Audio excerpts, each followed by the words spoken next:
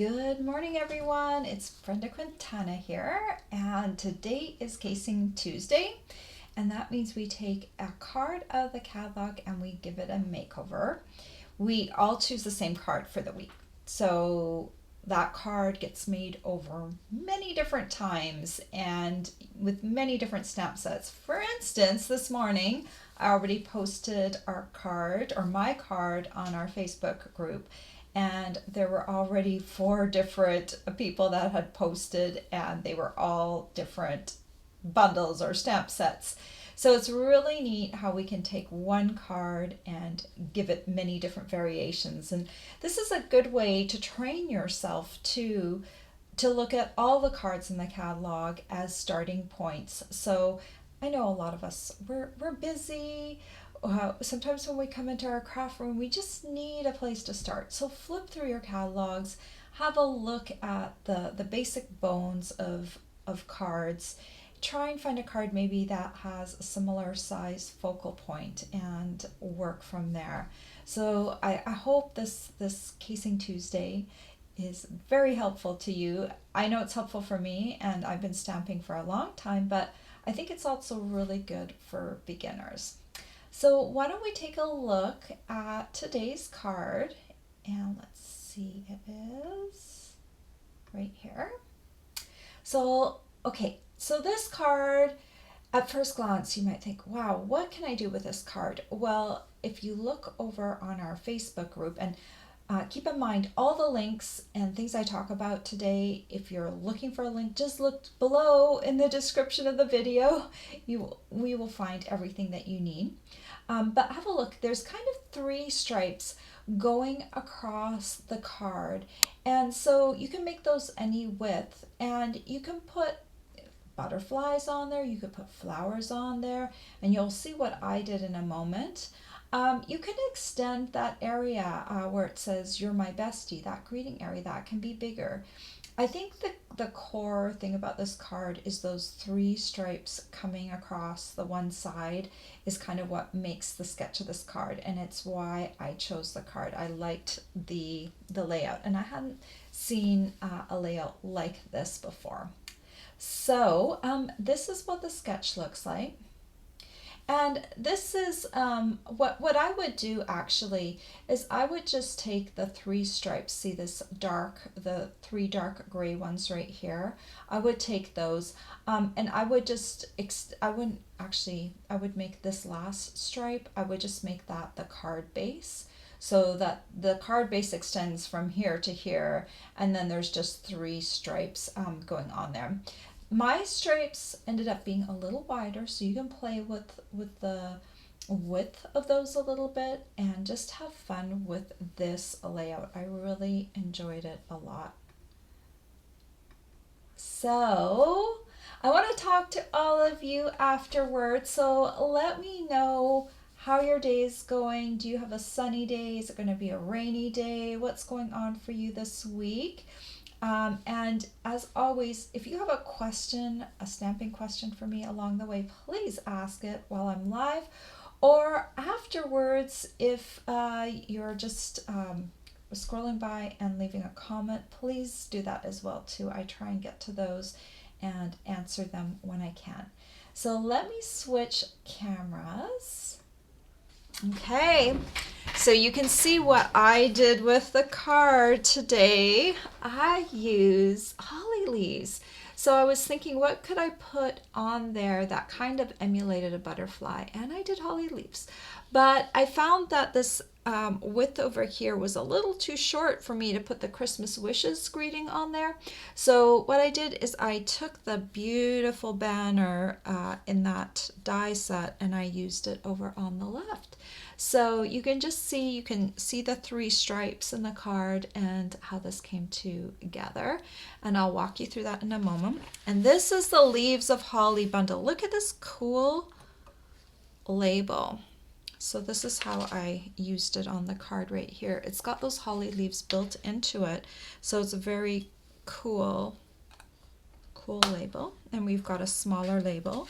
And then you've got these holly leaves. You got some extra twiggy type branches or pine branches, and then we've got something to make hollyberry leaves.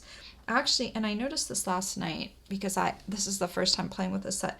This little section right here, I believe, cuts these leaves away from here. So if you wanted to do that as well, I haven't played with that, but it does do something. I'm not quite sure what yet. I think it cuts them away somehow, and so that's kind of an interesting little thing. Okay, so when you buy a bundle, make sure you buy the 2 pieces as a bundle rather than separate, because you can save 10%.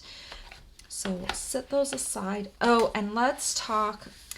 This bundle has already been not orderable once, so I have a feeling it's going to be very popular. And right now, this beautiful paper, this is the Boughs of Holly paper. It's 12 by 12 paper. It is currently not orderable, but it is coming in very soon. Once it comes in, Stampin' Up! Produces our regular papers within the US. So usually if they go out of stock, they come back in fairly quickly. But this is just gorgeous paper with poinsettias, holly leaves, got some pine trees, and the back side has these neutral patterns. And I actually use the neutral patterns for the paper because when you use a really beautiful pattern, beautiful poinsettia pattern, but it will compete with your other things on there for attention. So sometimes if I'm using paper, I keep my card a little simpler if I'm using the really pretty pattern side. But if I want to add more to it, I go for the neutral patterns so that my other things can pop out. So when this paper comes in, grab yourself a pack, because it is really lovely. It's kind of, oh, the reds and greens are perfect for Christmas. Okay, so let's make this card. So we have to do a lot of die cutting. So, but first let's talk about the card base. I'm using gray granite here, and I just started off with half a sheet of cardstock. It's 8.5 by 5.5. And then I scored it in half at the 4 1/4 inch mark. Just going to use my bone folder and smooth it out, make it lay flat. And then I'm going to take 3 of the papers, and I just cut these strips to 1 inch by 4 1/4 inches. You can see the back side has like a lot of the beautiful patterns on it, but you can see this is going to be very busy if I use this side. So I prefer to use these sides here, and I'll just lay these out on the card. And the way I adhered them was I kind of eyeballed about 3/4 inch here. So start with my Tombow, and I'll just lay this first one on here about 3/4 inch. It's about right there.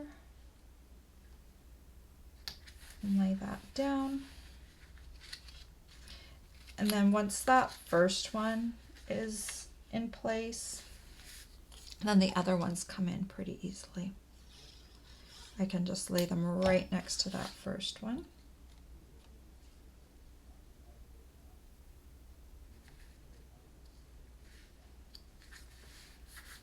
And then finally this one kind of reminds me a little bit of bark, but also a little bit of stone.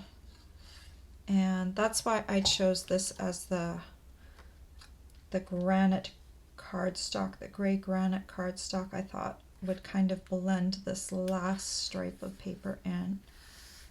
All right, so that is the start of the card, and now we're gonna do a bunch of die cutting.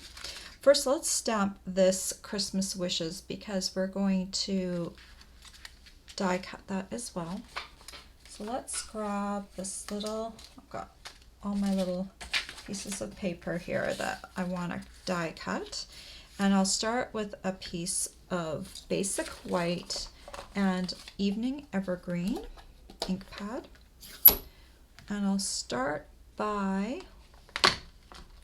grabbing Christmas wishes, just tapping lightly, and I'm going to stamp that down on the basic white. All right, we're going to use the mini boss today because I think everything's going to fit through there. Let's double check that. Hello, little mini boss. You are so cute and small. And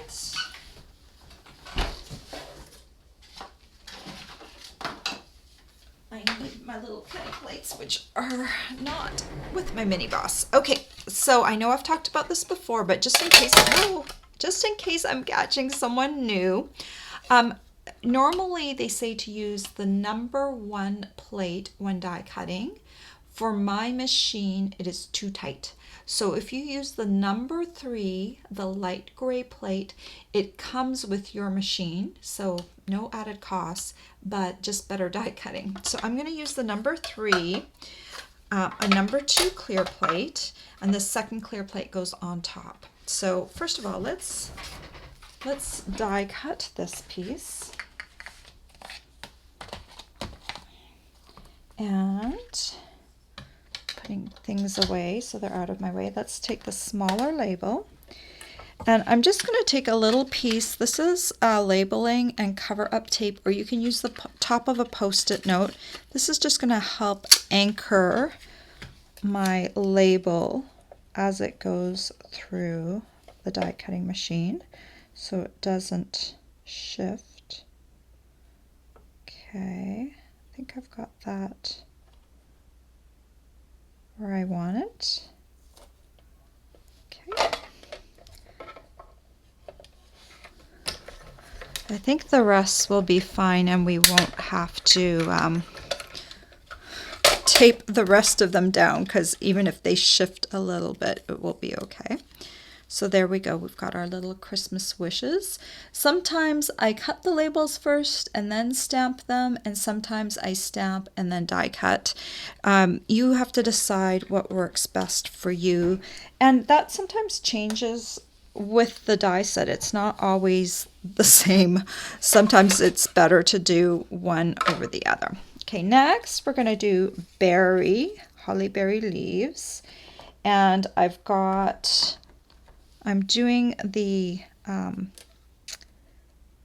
this one in real red, the bold and real red, and then I'm doing this one, the detail of the berry, in cherry cobbler.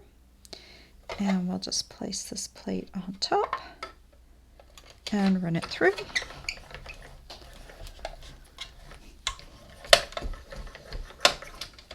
All right, so we got our little berry leaves.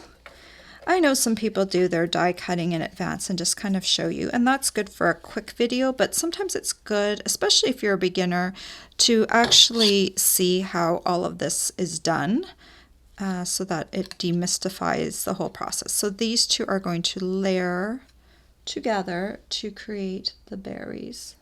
Put that in the light a bit. All right, moving on to the next one. And we're going to cut some leaves. We're going to cut a golden leaf, and this one's going to be, there's 2 of these detailed leaves, and I'm going to use the smaller of the 2 to cut that one, and then I'm going to use this one. Oh, we might need to turn that a bit so we can fit both of them on here. I thought I measured this to make sure it would fit. Okay, there we go. All right. So we're going to run this through, and that's just gold foil sheet and evening evergreen cardstock. Just run that through. Okay. And that can be discarded, and then we'll poke out all those little pieces in just a second. It doesn't take very long. And this one, Now, if you find your dies are sticking, I just rub mine with wax paper before going through, but they have all these little holes, and these will help release the die as well. And then I would just poke out all of these before die cutting again. And next time I run this through, I will just rub this with a little bit of wax paper. Show you the way I do that. I have a bunch of wax paper just sitting up in balls, and I just rub it over top, and that just gives this a little bit of wax, so it helps as a release agent when you're die cutting. These holly leaves aren't too fussy with the release because they're fairly big chunks, but hitting it with a little wax paper every once in a while does really help. Okay. So now, last but not least, we've got that label piece that we want to do. And let me just hit this little detail area with a little wax. And let's hope that that will help release it. Now this one I have to be careful because it's just wide enough for my die. So I don't want it to shift too much. All right, that looks good. Run that through.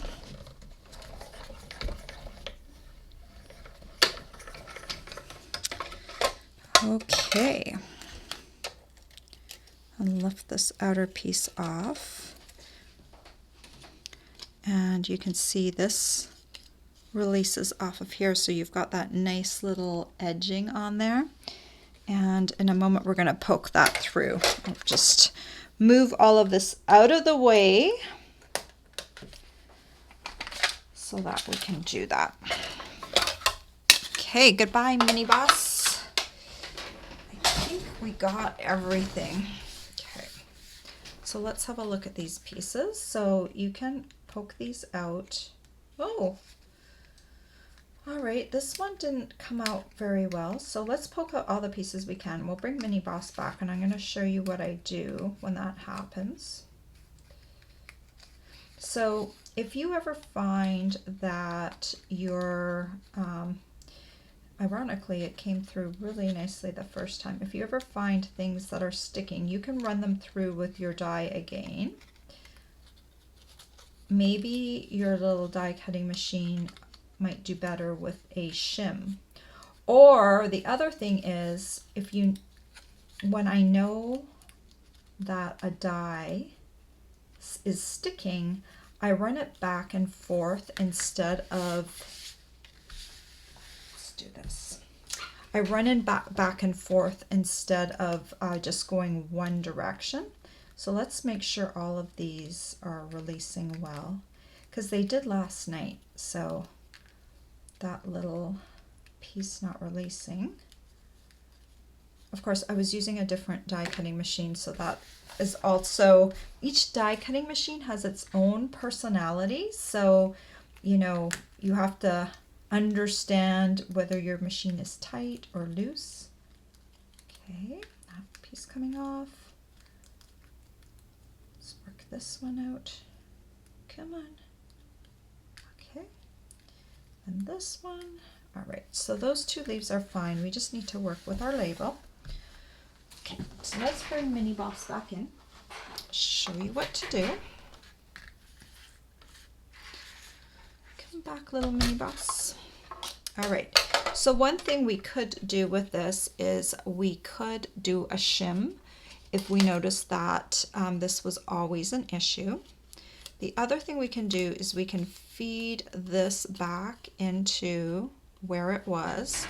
And I think this time, because this piece, I want to make sure that it is exactly where it was supposed to be cutting before. I'm going to feed this through face up. Okay, because you want to make sure that it hasn't shifted like I just shifted it right there. You want to make sure it's in the right spot. Okay.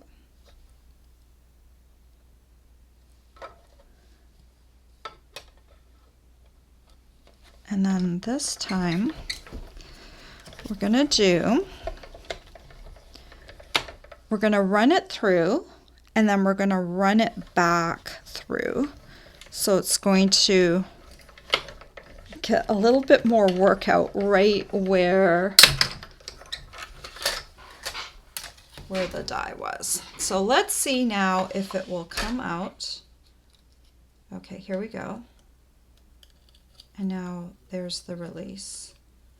Okay, so that was just running through. So what I would do with this one is when it's in the machine the first time, if I notice that, you can even put like a little mark with a Sharpie, like, and put like x2 times 2, and then you'll remember that this one is needs a little bit more work, and you'll always run it through forward and then back. And then if you really want to make sure that, just go back and forth one more time, because when it's in the machine the first time, it's very easy to do that. It just takes a few extra seconds rather than me having to come back and do it. So here's what I would do. Take your little die and just write on here times 2. So next time when I see this, I'll be like, what? And then I'll be like, oh, this one needs a little extra work. And that will be my little reminder, and I won't have that issue again. And then, of course, the wax paper does help with the release process as well. Okay, so now I've got all my little pieces, and we're going to bring this card in, the sample, this one here. And I think the first thing I want to do is I want to adhere this label to this corner here. So let's do that. And I love that this has this outer little layer. You could also run this through with our adhesive sheets, and then it will have adhesive on it right away. But guess what? I always forget to do that. And so I really love my Tombow glue, so it's not a problem for me, so I just deal with the Tombow. So I'm just going to line this up right about there. It's about not a little bit more than 1/8 of an inch from the bottom of the card right there, and then just press that down. That label is just beautiful. I love it. Okay, then we'll put in our little Christmas wishes. And want to center it from top to bottom, and I'll just have a little bit of the green peeking out right here on this side. Okay. And then we're going to add this holly leaf coming across here.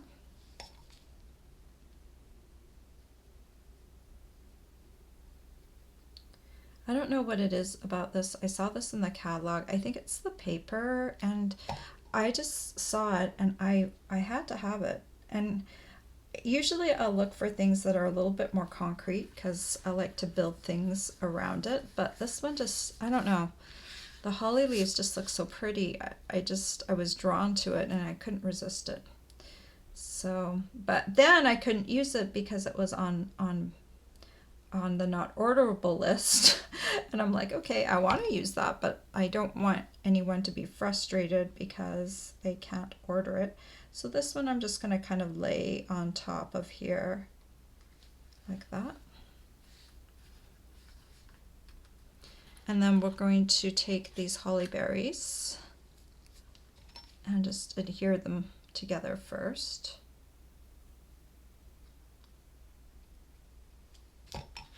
Okay, I often get asked about my little glue pot, so I'll talk about it today. Let's talk about this little thing. So this is just a little jar. It's about the size of a baby food jar. And sometimes you're gonna see I have a bunch of gunk down at the bottom. That's just dried glue. I actually took all my glue out the other day. And I created this glue glob ball. That was how much glue was down on the bottom of my jar. So that took a long time to accumulate. I've been using this jar for a while, and I go through a lot of glue bottles. And so the glue I craft maybe not every single day, but usually every second day, and usually at least every third day. So I just keep my bottle un not closed, no lid on it, and upside down in this jar the whole time. And it might ooze out a little bit of glue, and so that's why you've got this accumulation over, I don't know, at least a year. I don't know how long I've been using this glue jar.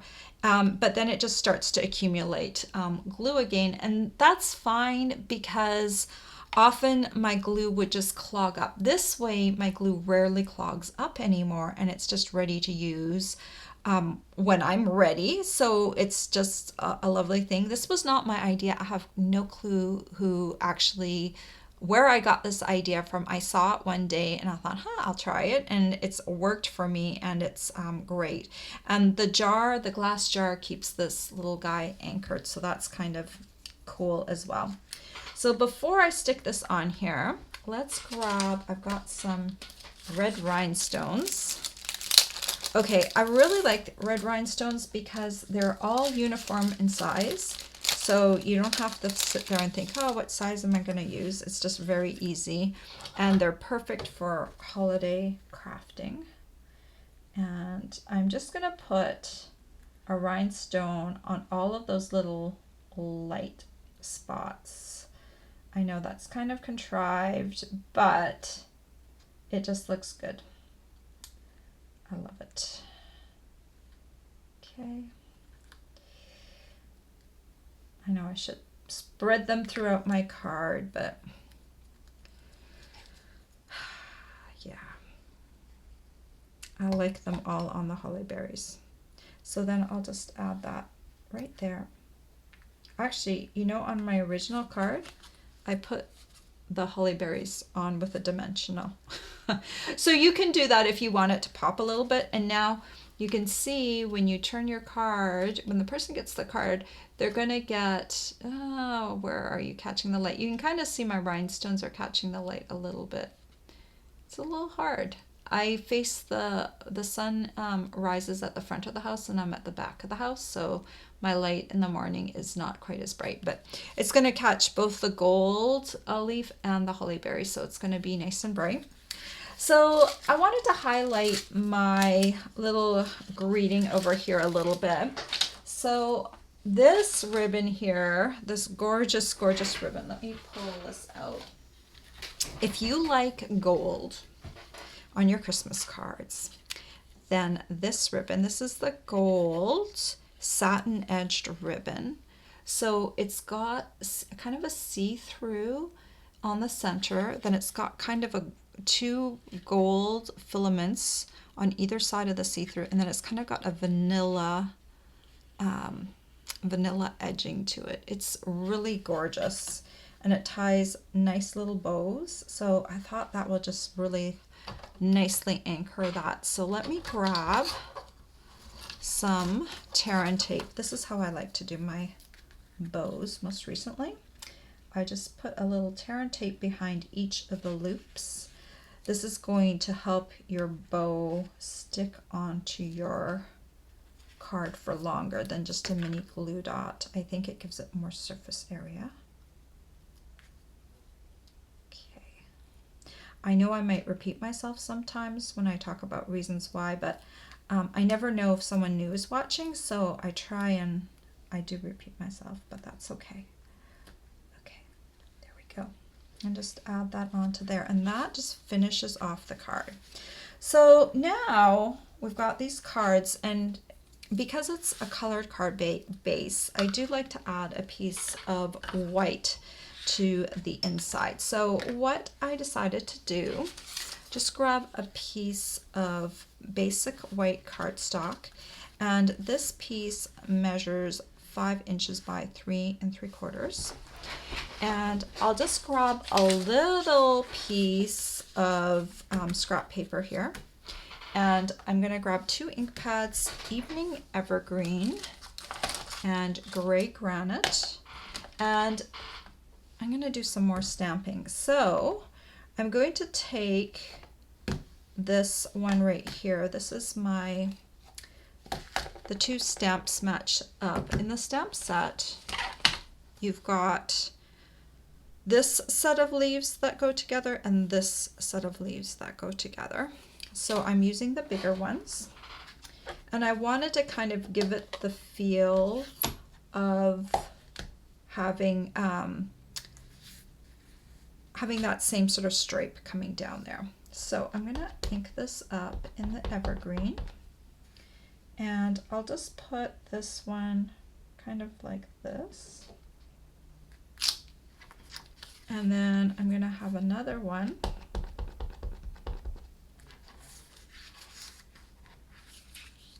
coming like this. And that's just going to give it the feel of the stripe, just like this one has the stripe.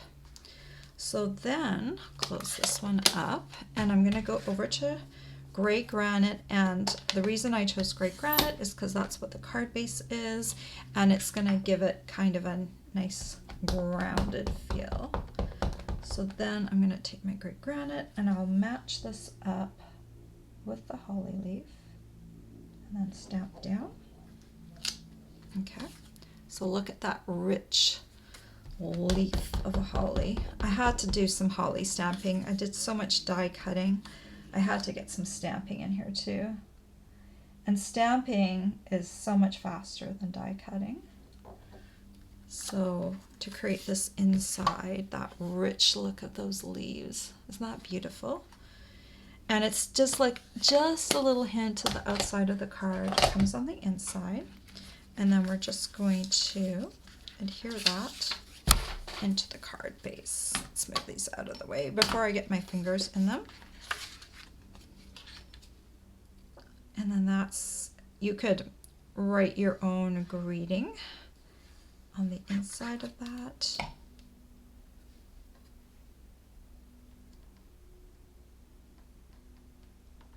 Okay.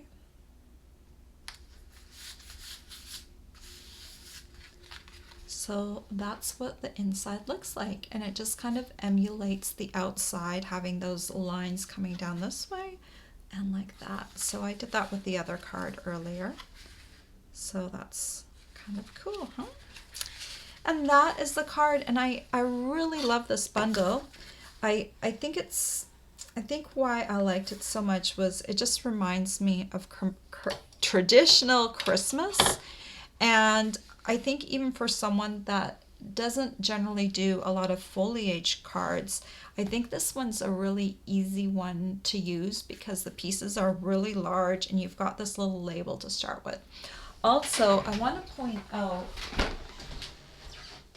let me grab the holiday catalog really quickly and let's look it up. So when I'm looking things up, this one's called Leaves of Holly. Forget what page it's on, but we do have a bundle index and it's now in alphabetical order. So Leaves of Holly bundle, you've got a sample right there. That one is definitely not a traditional Christmas sample, but on page 25, look at all of those gorgeous samples. It's just wow. I mean, all of them are just beautiful. So don't feel like you can't copy right from the catalog. You've got some beautiful, beautiful samples right there. And that's, I think, what caught my eye is this sweet, just is like traditional Christmas, just on a 2-page spread. All right. I'm coming back over to you guys. All right.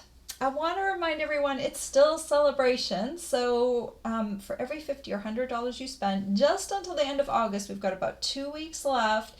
You can earn celebration rewards. Stampin' Up! Added some extra rewards at the beginning of August. So now there's more to choose from. And make sure if you're buying Christmas, you may as well get rewarded from Stampin' Up!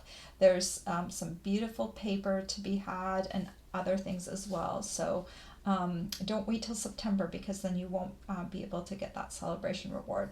I also have a host code for the month, and if you spend $50 with me using this host code this month, you will get a package of the beautiful fine sparkle adhesive gems. You will get a full package, not this package that I used on my thank you cards from last month, but I love this. These are nice colors. They match the gnome suite, and they're good for the end of summer going into fall, and you can use them for Christmas too. I love them that they're flat and look at, they're so sparkly. So that's my gift if you spend at least $50 in August using my host code. And I'm gonna pop that away. And now it's time to see how you guys are doing today. I hope everyone's doing well. Good morning, Amy from Washington State, and it's hot and dry. Yes, that area, it reminds me probably very much of where I grew up in British Columbia.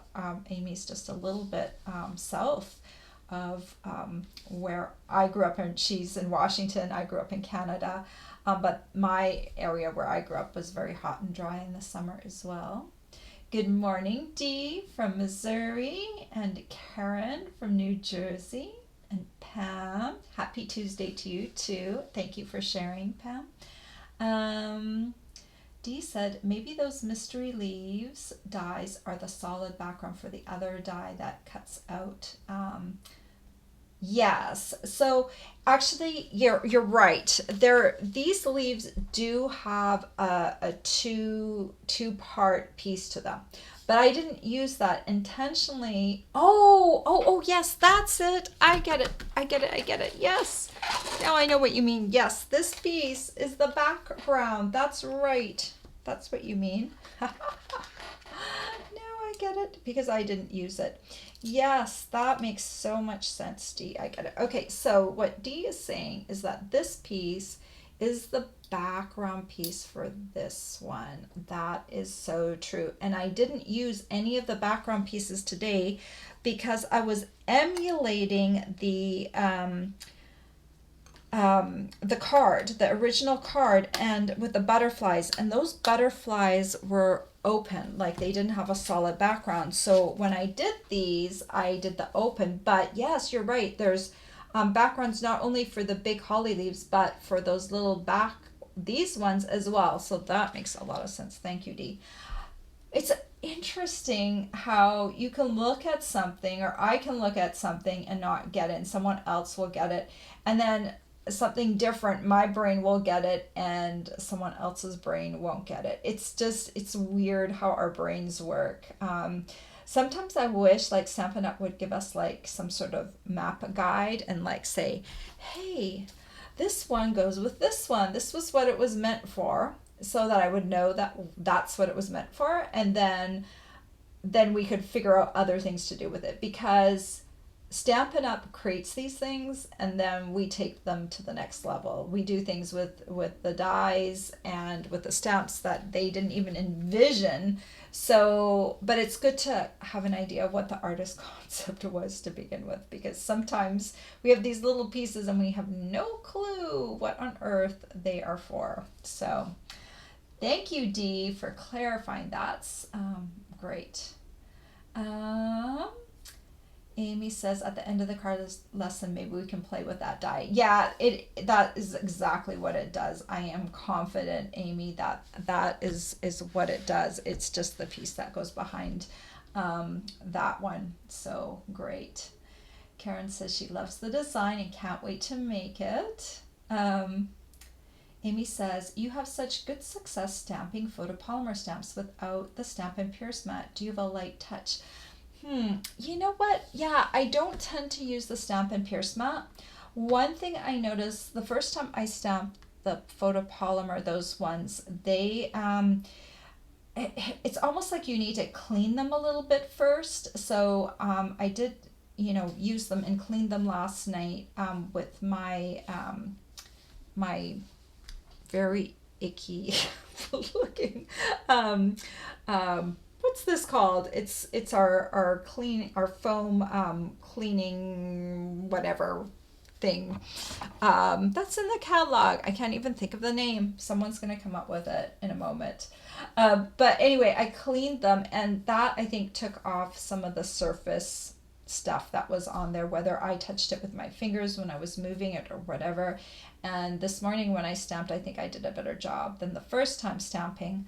Um, the other thing I use is like I use a very on a big stamp I use firm solid pressure, and I don't like go, I do down and I stay there for I don't know how many seconds. I do allow a little time for transfer of the ink because I think especially with photopolymer, I think you do need that transfer time. So I do spend a little bit more time on there. I think also it's just practice. I've been a demonstrator for over 16 years. I was a customer for a few years before that. So after a while, you just get really good at stamping. So you know what I would do? I would take a sheet, like even if it's just computer paper, even though it doesn't have the smoothest of surfaces, I would just like practice. Like I would practice stamping a stamp over and over and over again because it's a lot is about muscle memory. You know, in soccer, they have this thing like 10,000 touches. You're going to have to touch that soccer ball 10,000 times before you get really, really good at controlling the ball.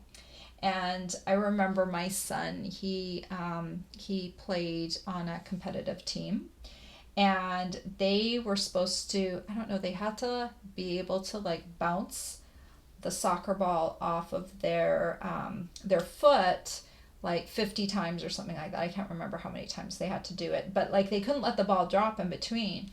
And I remember him saying, "Oh, I'm never going to be able to like, keep that ball up." But yeah, sure enough, he practiced and practiced, and he could do it. Like I think once we filmed him doing it 100 times.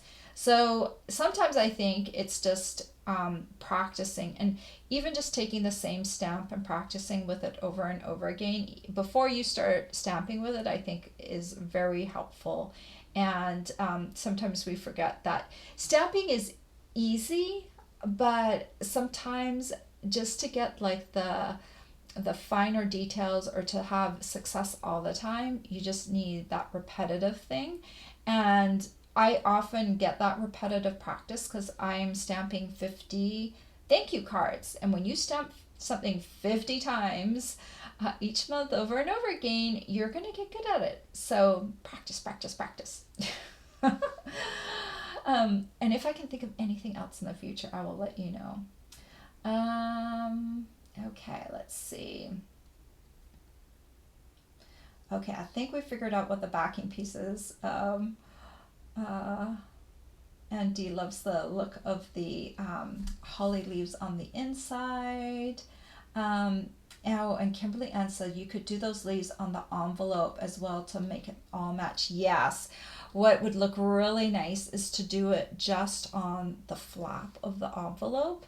And when I do that, I kind of just like mask off the envelope. I just take another sheet of paper and I just kind of create an area where I just see my flap. I put a piece of scrap paper under, and then I just start layering those leaves on there. That would look gorgeous. I love that idea. Thank you, Pam. And she says it's a beautiful card. Oh, hi, Renee. So nice to see you on here. Renee says she used the set in her last class, and everyone loved how that piece worked on the greeting piece. Oh, that's great. Yes, and it just totally flew over my head. But that's okay.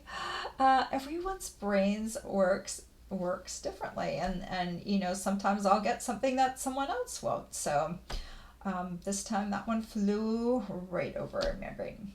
All right, guys, I hope you have a fabulous week. I will be back on Friday with another video for you.